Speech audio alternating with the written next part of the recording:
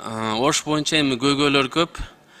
Бактыйыр Кесипович, сиз билесиз, мен сизге жазында айтканмын.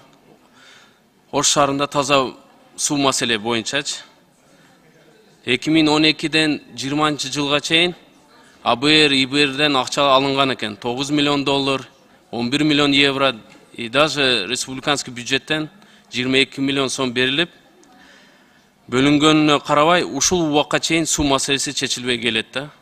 Аз дагы коркунуч болуп атат. Мына 22-жылы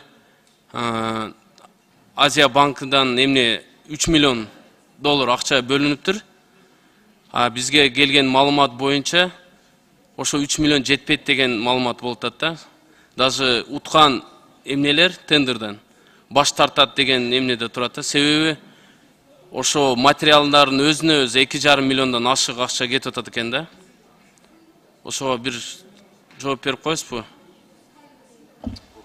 Бул маселени сиз мага айткансыз, Фархатбек Айбекович. Ал жерде маселени мен билем.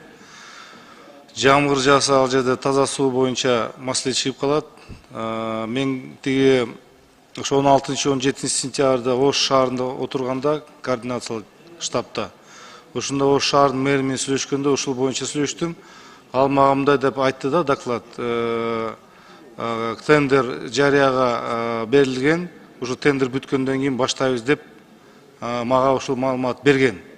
Анан кийин жыйынтыгы кандай болуп калды, мен азыр так билбейт экенмин. Анткени мындай туура эмес маалымат берип койбойн. Азыр 5 мүнөт, 10 мүнөт азыр телефон аркылуу сүйлөшөйүнчү, анан сизге жооп берип коеюн.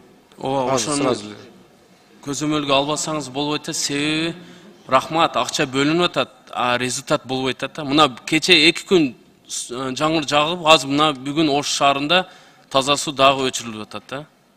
Дагы экинчи маселе ошого кошуп, Ош облусунда Кара Суу районуна караштуу Кызыл Кыштак жана Шарк айыл өкмөтүндө 50 миңден 100 миңге чейин биздин жарандарыбыз азыркы күнгө чейин Ош шаарынын суу ичип келет да. Быйыл 22-жылы суу тартыштыгына байланыштуу Ош муниципалдык суу чарба башкармалыгы Кара Суу районунун Кызыл Кыштак айыл өкмөтүнө толук суу берүүдөн баш тартыптыр да. 18 күн суу жок болуп, ошол жерде активисттер, жарандар, водовоздор менен суу ташты да. Биз өкүл катары барып, ошо башка фондторго рахмат, скважина ачсак, там геологтор берип атат, не питьевая вода депчи. Ошого шаарга байланыштуу мощностун күчөйтүрүш керек. И мына акчабыз 3 миллион, абага үчүп кетпеш үчүн кошуп бериш керек акча. Түшүндүм.